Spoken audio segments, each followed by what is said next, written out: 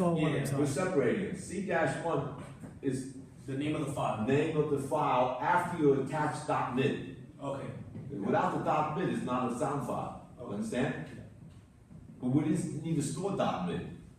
Okay? That would make it too much trouble. So we Yeah. use the program to join it to .mid. Got it. All right? Okay. So anyway, that's how we pick up the pitch, and that's how we pick up the duration. Then we add 1 to the note number. So next time this program executes with the timer, it'll start with note 2, and it'll do note 3 until it hits 0. When it hits 0, it stops the clock. That's it. It will not call on play note again. All right. So no, when you and after it loads, after it successfully got both the pitch and the duration, what does it do?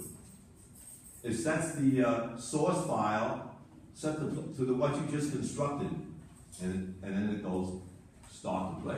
And this note will end in half a second. Why will it end in half a second? Because the timer will trigger to pick up the next note. If I had put a number 8 there, it'll end in 2 seconds, and the timer will then pick up the next note. But because the first note is only 2, after half a second, the timer will start to play note again. But now, when we go to play note the second time, the note number will be 2, because play note itself added 1 to it, and it keeps doing this. Any questions? So that's how these 3 work together. You have a list, you have a song button, song 1, song 2, song 3, and then you got to play note. So I explained all 3 of these blocks in one shot, and you have to explain all of them in 3 different questions, okay? So they're all related. Okay, so now, the next question, I think, is, how do we save notes, I think? And how do we retrieve notes? Is that it? Oh yeah, the timer one. So let's find the timer. And I can show you, so, just in case you forgot. All timer does is says play note, that's all it does. And then it keeps going. Where's my timer? Timer is very short, just one little block inside. I don't know where it is. Right there. Right there, here's the timer. What's inside the timer? Play note. Play note, that's it. That's what it does. So when you stop the timer, it won't play notes anymore. And you know what? The play note itself stops the timer. Because when play note sees a 0, it says, all right, timer, there's no more notes to pick up. Stop. And that's it. And what turns on the timer? When you hit the song button. When you hit the song button, it starts the timer to cycle through the note. And the play note itself will turn off the timer when it sees the last note. And you can see exactly how it does it. Each time it picks up a note, it tests to see if it's 0. And if it's 0, we will not carry out all these steps to separate things out. It will simply stop the clock. All right? All right. So let me look up the next question. Let's see what's the next question on the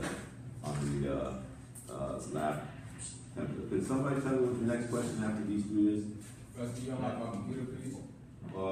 Can I, Malvern, I want to finish this entire going over the report. Because you should be paying attention to this, because you're going to hand in a report next week, and I said this report's very important. You should not be really doing your work and not listen to this. And if you came in on time, you wouldn't have any of this trouble. I would have turned on your computer. I waited more than half an hour for students like you to come in late. Sometimes I'm glad my period is over. Because these really college students are sometimes just not on the ball. They don't take it seriously enough. They don't take school seriously. All right. What is the next block I have to explain? That's what I'm trying to do. My eyes are bad, so I can't see it. That's another reason why I have to stop teaching. I can't see anything. Save. I think it's save, right? What is this? All right. Now we're talking about the music recorder. We're not talking about the music player now. Because what's the difference between a music player and a music recorder? In a music recorder, we have to be able to enter notes right on the fly and be able to save it and play it back, which is how I'm testing your app number 10, or app number 11 rather. So the first thing we do is save note button. So let's go over the save note button in the save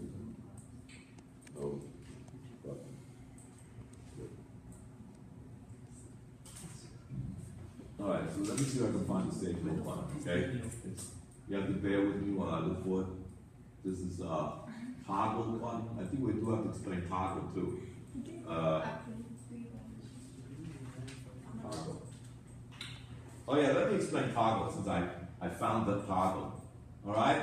Let me explain toggle since I found it because otherwise I have to search for it again later. So I'm gonna move it out of the way so we can all see toggle.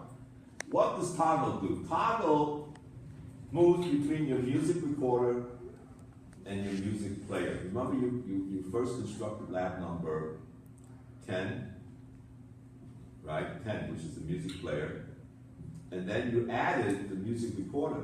And there's one button called the toggle button that can go back and forth between these two. In other words, how does it work? Well, let's look inside how it works. First of all, we have to know which one we're in before we can toggle correctly.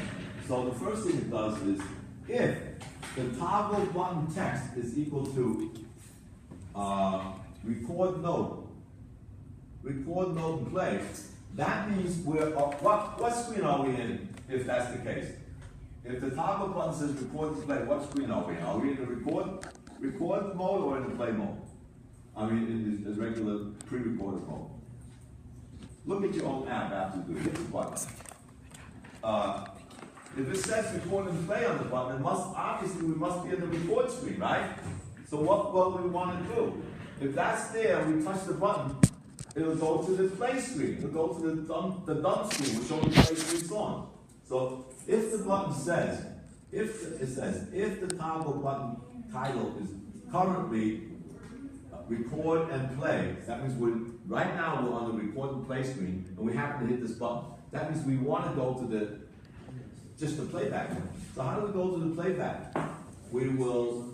Well, first of all, we will change the title on the button, because now it knows we're going to go to the play button. So the next, after we find out it's in the record mode, we're going to go change the title to your old digital music box. All right? And then we're going to make the music box frames appear again. All right? There are 2 frames making it appear, and we're going to make the recorder frame disappear. The whole thing disappears. Well, that's pretty simple. We made the recorder frame disappear, we make the player frame appear. Now, if that's not true, what does it mean? We don't even have to test for the, so there's only 2 different titles. So if the title is not record and play, what must the title be? It must have been your old music box, right? So you expect it, so it'll do the opposite. So now, if it's not the record and play, that means we must be in the music box. Because there's only 2 possibilities.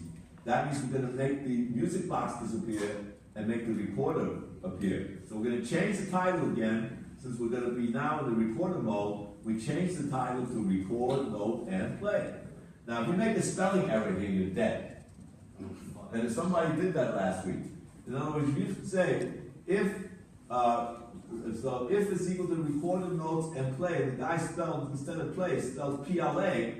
In other words, now the title is different. If your test title and your actual title is slightly different, it's never going to return. Because it will never be equal. So somebody did that. In other words, these spellings are very important. You got to make sure you spell this one and that one exactly the same, so they can go back and forth. All right? If you spell this differently, next time it hits this one, it won't be true, and it'll be stuck. All right? So anyway, if it's not recorded play, we know we got to go back to the go back to recorded play. It means it's a music box. So we change the title to recorded play, make the music box disappear, and make the recorder appear. So that's it. Very simple. All right. So we got 2 screens which controlled by 1 button, and all we did is change the title of the button so we know which screen we happen to be on. You know, when you toggle from one thing to the other, you have to know what is the current screen, and then you go to the other screen. If you have 3 choices, then obviously it's a lot more difficult.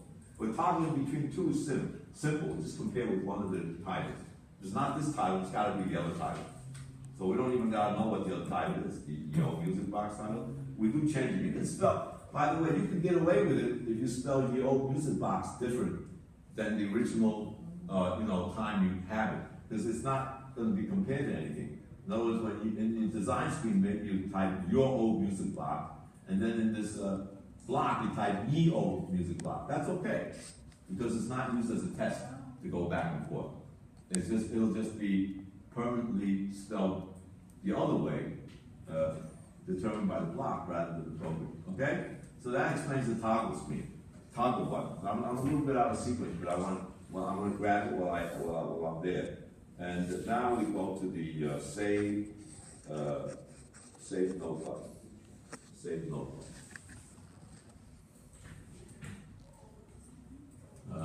Save note button. See, uh-oh, I did something else out. Save note button.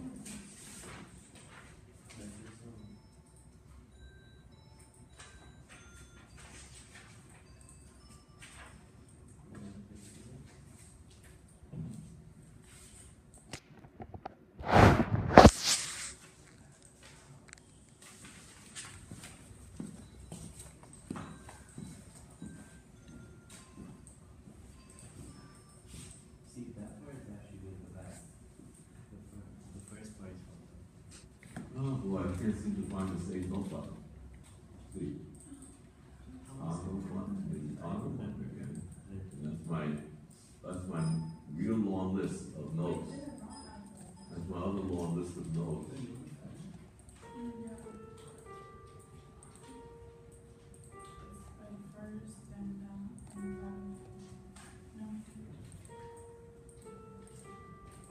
I don't know.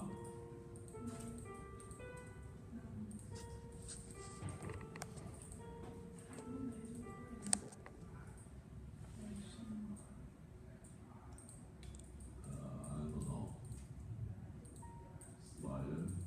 How come I can't find the save note button? It's here somewhere. What else is here?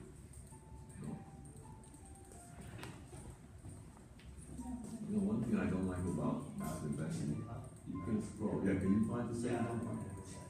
save button. Which button? This save note button. Save button. Save note button right here. Save some. Save note.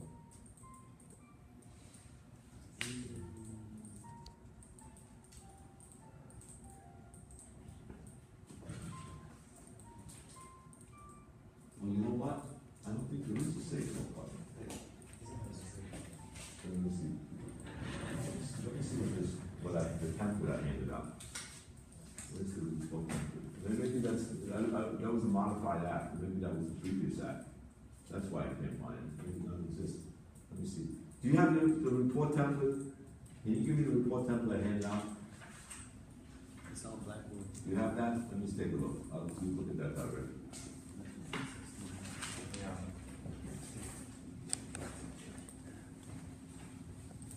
I don't seem to have the report template either. So, report template. Excuse me, I got it. You got it? I have it. 1 second. Can you give this to him? Yeah. Right, is it this one? Yeah, that's it. I think this is the one, right? This is the one, right?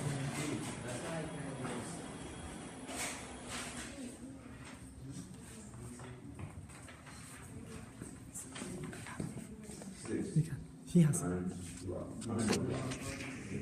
7. Save song after list picker. Okay, save song after list picker. Toggle, toggle I explained. Okay, that's the last one I have to explain.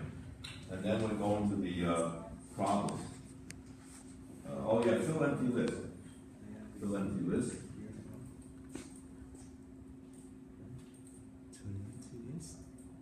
Save after picking. Save note after picking. In other words, when you operate the lab number 11, you save the song, you hit a list picker, and you see you can save it to song 1, song 2, and song 3. Oh, this is a load button. So this